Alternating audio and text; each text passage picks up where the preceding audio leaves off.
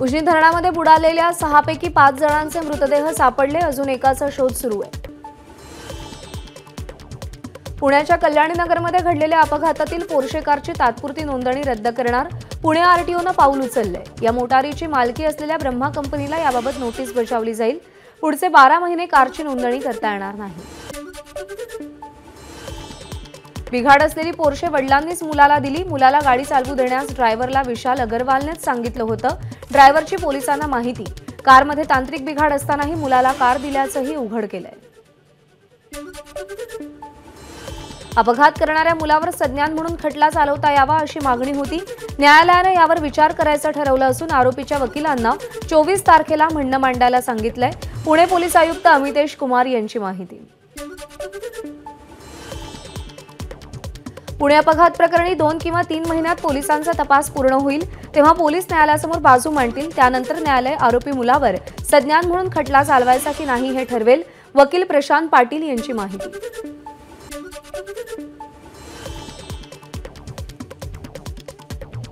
लोकसभा निवडणुकीच्या 6व्या टप्प्यातील मतदानाचा प्रचार आज संपणार। देशामध्ये 8 राज्यांमधील 58 लोकसभा जागांसाठी 25 मे रोजी मतदान।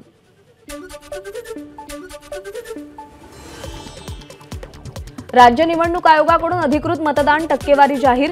राज्यामध्ये 48 जागांवर 61.5% मतदान। 2019च्या तुलनेत फक्त 0.09% मतदानात कमी। कोकण पदवीधर मतदारसंघाची जागा काँग्रेसला सुटण्याची दाट शक्यता। उद्धव ठाकरे, नाना पटोले आणि संजय राऊत यांच्यात प्राथमिक बोलणी झाल्याची काँग्रेसमधल्या वरिष्ठ सूत्रांची माहिती। राज्यामध्ये दुष्काळ सदृश परिस्थिती गंभीर। तात्काळ मदत आणि उपाययोजनांसाठी आचारसंहिता शिथिल करा। राज्य सरकारची राज्य निवडणूक आयोगाला विनंती।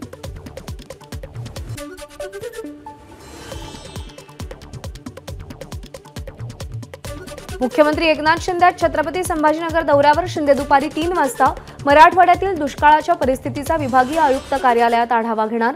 सर्व जिल्हाधिकारी, पालकमंत्री, कृषी अधिकारी आणि महावितरणच्या अधिकाऱ्यांसोबत बैठक। सांगलीमध्ये काँग्रेसच्या मेळाव्यात विशाल पाटलांची उपस्थिती। काँग्रेसचे बंडखोर नेते विशाल पाटलांच्या उपस्थितीमुळे चर्चांना उधाण। या स्नेह मेळाव्यात काँग्रेसचे नेते आमदार पृथ्वीराज कदम, पृथ्वीराज पाटील यांची उपस्थिती। अहमदनगर जिल्हाधिकाऱ्यांच्या स्पष्टीकरणानंतर आमदार निलेश लंके यांनी दुसरा व्हिडिओ पोस्ट केला।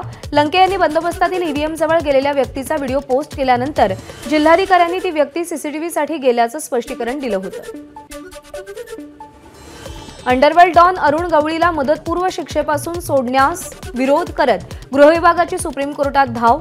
उन्हाळ्याच्या सुट्टीनंतर गृहविभागाच्या याचिकेवर सुनावणी होण्याची शक्यता। मुंबई पुणे द्रुतगती मार्गावर आज सर्व प्रकारची वाहतूक बंद। हायवे ट्रॅफिक मॅनेजमेंट सिस्टीम अंतर्गत MSRDC कडून गॅन्ट्री उभारण्याचं काम हाती घेण्यात आल्यानं वाहतूक बंद।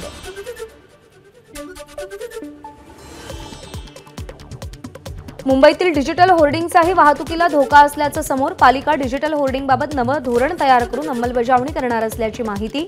यासाठी IIT तज्ज्ञ आणि पालिकेतील अधिकारी अशी 6 जणांची समिती स्थापन। 1.5 महिन्यात समिती अहवाल देणार।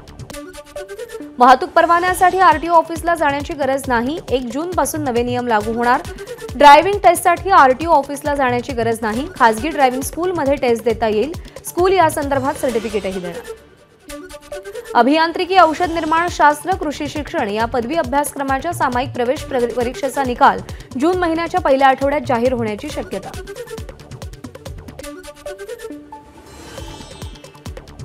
11वी ऑनलाईन प्रवेश नोंदणी उद्यापासून अर्जाचा एक भाग भरता येणार।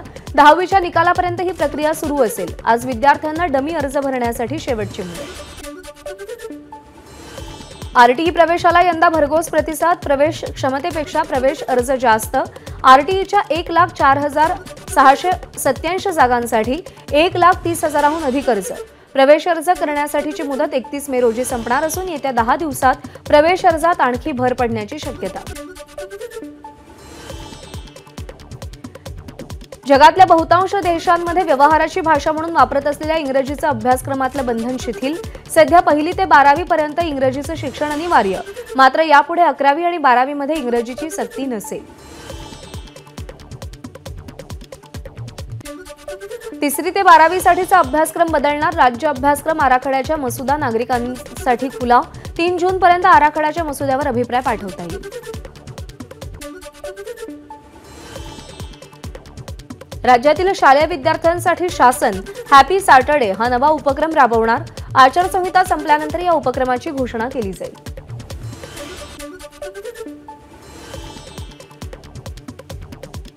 बारावीच्या परीक्षेत मराठी भाषा विषयात तब्बल 3,342 विद्यार्थी नापास, तर नोंदणी केलेल्यांपैकी 674 विद्यार्थ्यांनी परीक्षाच दिली नसल्याची माहिती.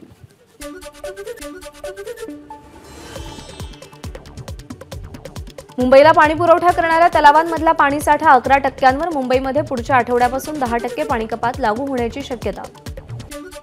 छत्रपती संभाजीनगर जिल्ह्यातील पाणी टंचाई पाहता सर्व मोठ्या बांधकामांना 15 जूनपर्यंत स्थगिती. जिल्हाधिकारी दिलीप स्वामी यांचे आदेश. सोबतच चारा वाहतुकीलाही बंदी. पवई तलाव परिसरातील पक्षी मगरींच्या प्रजोत्पादनाला संरक्षण. जलपर्णी काढण्याच्या कामामुळे नैसर्गिक अधिवास धोक्यात येऊ शकतो. त्यामुळे जलपर्णी काढण्याचं काम 10 जूनपर्यंत तात्पुरत्या स्वरूपात स्थगित. मतमोजणीला संपूर्ण दिवस ड्राय डे असू नये या मागणीसाठी दाखल केलेल्या याचिकेवर शुक्रवारी उच्च न्यायालयात सुनावणी. न्यायालय काय आदेश देणार याकडे सगळ्यांचं लक्ष. इंडियन हॉटेल अँड रेस्टॉरंट असोसिएशननं दाखल केली आहे याचिका. पुणे अपघात प्रकरणानंतर राज्य उत्पादन शुल्क विभागाला जाग. आता बारमध्ये 25 वर्षांखालच्या तरुण तरुणींना मद्य दिल्यास 50,000चा दंड. कारवाईला सुरुवात. यासाठी राज्य उत्पादन शुल्क विभागानं 12 अधिकाऱ्यांची नियुक्ती केली. करवीरचे काँग्रेस आमदार PN पाटील यांचं निधन. बाथरूममध्ये पाय घसरून पडल्यानं त्यांच्या डोक्याला मार लागला होता. उपचार सुरू असताना वयाच्या 71व्या वर्षी त्यांनी अखेरचा श्वास घेतलाय. आमदार PN पाटील यांना उपमुख्यमंत्री अजित पवारांकडून श्रद्धांजली. त्यांच्या निधनानं जनतेशी घट्ट नाळ जुळलेलं नेतृत्व आपण गमावलं. अजित पवार यांची प्रतिक्रिया. सांगली जिल्ह्यातील करगणी गावच्या सचिन खिलारीचा जागतिक पॅरा अॅथलेटिक्स अजिंक्यपद स्पर्धेत विक्रम. पुरुषांच्या गोळाफेक क्रीडा प्रकारात सचिननं आशियाई विक्रमासह पटकावलं सुवर्णपदक. भारताची 5 सुवर्णपदकांसह 12 पदकांची कमाई. हवामान खात्यानं वर्तवलेल्या अंदाजानुसार वाशिम जिल्ह्यात मुसळधार पावसाची हजेरी. वातावरणात गारवा. नागरिकांना दिलासा. तळ कोकणात गेले 10 दिवस सतत मान्सून पूर्व पाऊस. यामुळे जिल्ह्यातील आंबा आणि जांभूळ पिकाचं मोठ्या प्रमाणात नुकसान. रायगडमधील 103 गावांना दरडीचा धोका. अतिधोकादायक गावांना पावसाळ्यापूर्वी प्रशासनाकडून सुरक्षित स्थळी स्थलांतरित करण्याचे निर्देश. स्थलांतरित करण्यात येणाऱ्या कुटुंबियांच्या याद्या तयार.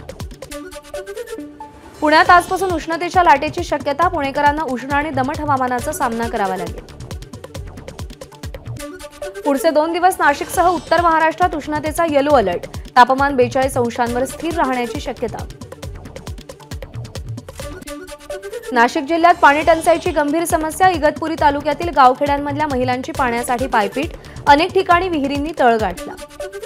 राज्यातल्या 23 जिल्ह्यांमध्ये भीषण पाणी टंचाई. सर्व प्रमुख धरणांमधील पाणीसाठा 24.3%वर.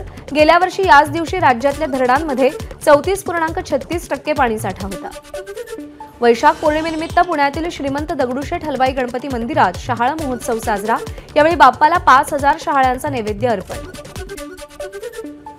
सलमान खानच्या घरावर गोळीबार करणाऱ्या अनुज थापनच्या अपुऱ्या शवविच्छेदन अहवालावरून मुंबई उच्च न्यायालयाचे राज्य सरकारवर ताशेरे.